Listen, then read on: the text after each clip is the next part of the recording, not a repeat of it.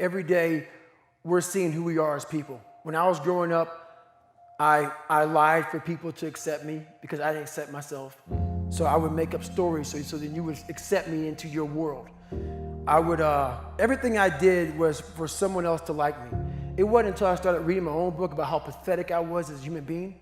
I could blame my dad, I could blame kids at school, I could blame having health issues, ADD, my mom not being around. Great mom, but she was doing her thing. Right. I could blame a lot of people.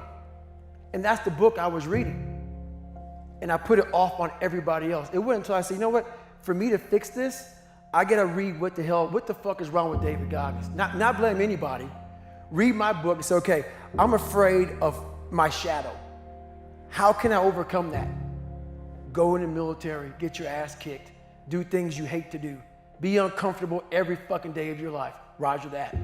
I'm not the smartest kid in the world. Okay. Instead of somebody saying, oh no, you're smart. No, don't say that to yourself. I said to myself, no, I'm a dumb motherfucker. Okay, roger that. How you get smarter? Educate yourself. So the things that we run from the truth. We're running from the truth, man. So the only way I became successful was going towards the truth. As painful and as brutal as it is, it changed me. It allowed me to become, in my own right, who I am today. One of the most powerful things I think anybody can do, so I used to struggle with self-esteem, and my thing was I focused on being smart, and I just wasn't that smart. I focused on being right, and I was wrong a lot. And so it created this weird thing in my life where I would constantly try to put myself around people who were less and less intelligent so that I could feel good about myself. And the bad news is it's actually a really good strategy for that. Right. Being around people that were less intelligent than me really did make me feel good. I felt good about myself.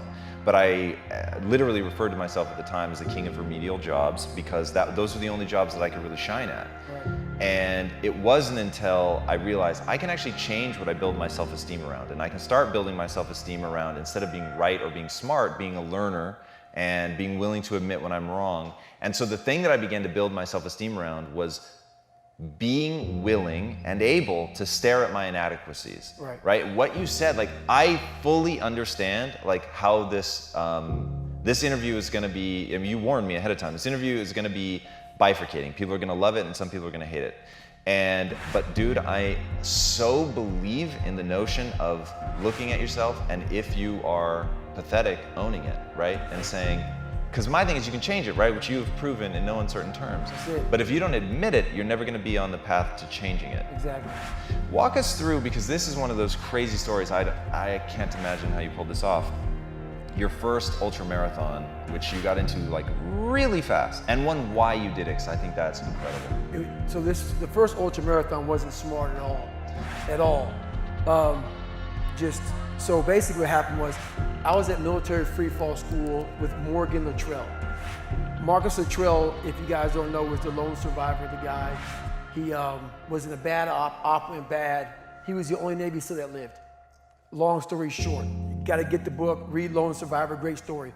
Morgan is Marcus Luttrell's twin brother, and I was there with Marcus. So what happened was, myself and Morgan were in free fall school. At the same exact time, Marcus was in the worst incident in SEAL history. So I knew that Marcus might be dead. He wasn't dead, everybody else was dead.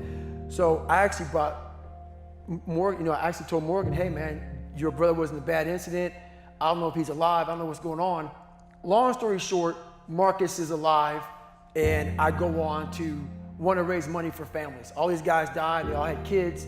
I want to raise money for the Special Operations Warrior Foundation. It's a foundation where 100% tuition goes to these kids to go to college, full tuition, whatever. So I found this great foundation. I'm gonna raise money for it. So I said, you know what? I have to Google something that's evil, something very hard.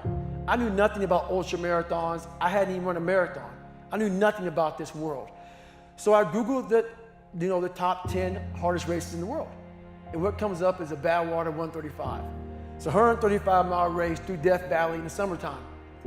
I thought it was a stage race. I thought it was a race where you run like 20 miles, set up camp, barbecue outside, and then go run some more the next day. So I called the race director up at the race and said, hey, Chris, his name is Chris Costman, I want to do your race. So we had a long conversation. You know, I was much heavier then, and I hadn't put running shoes on in over a year. How heavy are you at this point? I'm around between 240 to 270. Whoa. I'm in there. I'm in that range. My weight has varied a lot through the SEAL teams and out of the SEAL teams, so I was a heavy guy. But the long and short of it all was I hadn't put running shoes on in over a year. I was a big time power lifter. I lifted weights heavy. That's what I did. I got back home from Iraq, went straight to free fall school, and then this happened. So I called Chris Kostman up on a Wednesday. He says, look, man, the only way you can qualify for my race is to run 100 miles at one time in 24 hours or less. There happened to be a race that Saturday, so 4 days later. And he said, if you qualify by running 100 miles or less in 24 hours, I will consider you my race. I'm gonna cut to the chase. I signed up for this race. It's called the San Diego One Day, where you run around a 1 mile track for 24 hours to see how many miles you can get. My goal was 100 miles. So I got to mile 70, and I cleared 70 miles in like 12, 13 hours pretty quickly. But I was done. My feet were broken. I was stress fractures, shin splints, muscles were tearing. I was in bad shape. I was eating Ritz crackers and drinking Mileplex. That's all I had. No water, didn't know what the hell I was doing out there. Had on some tube socks. It was just ridiculous. It was a clown show. So I sat down at mile 70, and at this time I was married. And I looked at my wife and I was like, I'm messed up bad. So I literally start to turn white. And when a black guy turns white, you're pretty fucked up. So here I am, I'm all fucked up in this chair. I'm at mile 70, I think I got 30 fucking miles to go. I'm jacked up. I gotta go to the bathroom, and the bathroom's like 20 feet from me. It's a porta potty. I can't get out of the fucking chair. So I'm peeing blood down my leg. Whoa. Pooping up my fucking back. And I got 30 miles to go. And I can't stand up because my blood pressure's all messed up. I've been in 3 hell weeks, Ranger school, overcome so many obstacles in my life. This last 30 miles of this race is when I realized a human being is not so human anymore. We have the ability to go in such a space if you're willing to suffer, and I mean suffer. Your brain and your body, once connected together, can do anything. And this 30 miles was the life-changing moment. I was out of it. I was in the worst pain in my entire life.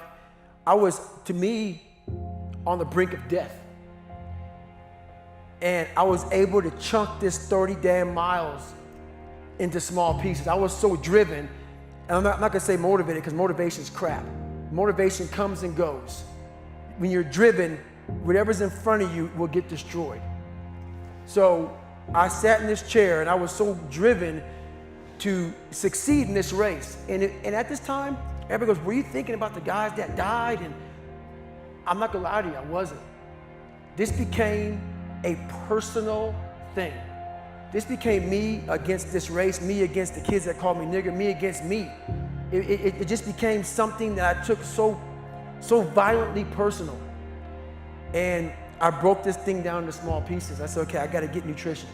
I gotta be able to stand up before I can get off this curb and get off this chair and be able to go 30 miles. So I went through all these small steps and I was able to stand up. And then from standing up, I was literally walking around with my wife at the time, and she goes, you're not gonna make the time. She goes, you're walking like 30-some minute miles. I got to mile 81, and the second she said that I'm not gonna make the time, I ran the last 19 miles, nonstop.